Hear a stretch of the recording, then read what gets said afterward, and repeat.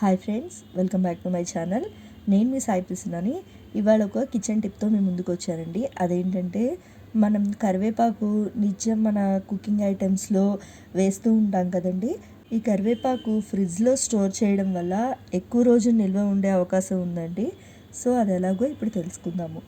అంతకంటే ముందుగా మన ఛానల్ని ఎవరైనా ఫస్ట్ టైం చూస్తున్నట్లయితే ప్లీజ్ సబ్స్క్రైబ్ చేసుకోండి. కరివేపాకు ఆరోగ్యానికి చాలా మంచిది. కేవలం ఆరోగ్యపరంగానే కాకుండా అందాన్ని పెంచడంలో కూడా కరివేపాకు ఎంతో చక్కగా పనిచేస్తుంది. వారానికి సరిపడగా కరివేపాకును మార్కెట్ నుంచి తెచ్చిపెట్టుకుంటూ ఉంటారు. కానీ 4-5 రోజులకే ఎండిపోవడం మొదలవుతుంది.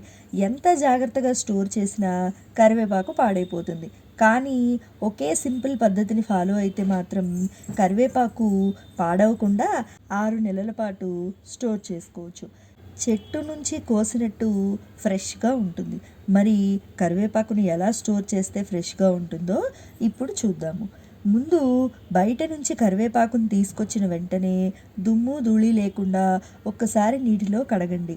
బాగా ఆరిన తర్వాత కాండం నుంచి ఆకులను సపరేట్ చేసి ఒక కవర్ లేదా ప్లాస్టిక్ డబ్బాలో స్టోర్ చేయండి. ఇలా చేస్తే దాదాపు 1-2 నెలల దాకా నిల్వ ఉంటుంది. ఐస్ క్యూబ్ ట్రే తీసుకొని అందులో కరివేపాకును వేయండి. ఆ తర్వాత అందులో నీటిని నింపి డీప్ ఫ్రిడ్జ్లో ఉంచండి. ఐస్ క్యూబ్స్ సిద్ధమయ్యాక బయటికి తీసి జిప్ లాక్ బ్యాగ్లో పెట్టి మళ్ళీ డీప్ ఫ్రిడ్జ్లోనే పెట్టండి. ఇలా ఐస్ క్యూబ్స్లో కరివేపాకును నిల్వ చేస్తే దాదాపు 6 నెలల దాకా నిల్వ ఉంటుంది. అస్సలు పాడు కాదు. మీరు కరివేపాకును ఉపయోగించే ముందు ఐస్ క్యూబ్ని తీసి ఉపయోగించవచ్చు. కరివేపాకు దొరకని వాళ్ళు ఇలా చేయవచ్చు.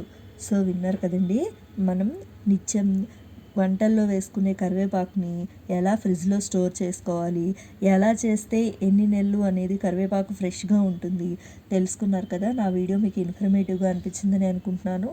నా వీడియో మీకు నచ్చినట్లయితే లైక్ చేయండి, షేర్ చేయండి. కొత్త వాళ్ళు మన ఛానల్ చూస్తున్నట్లయితే సబ్స్క్రైబ్ చేసుకోండి. Thanks for watching.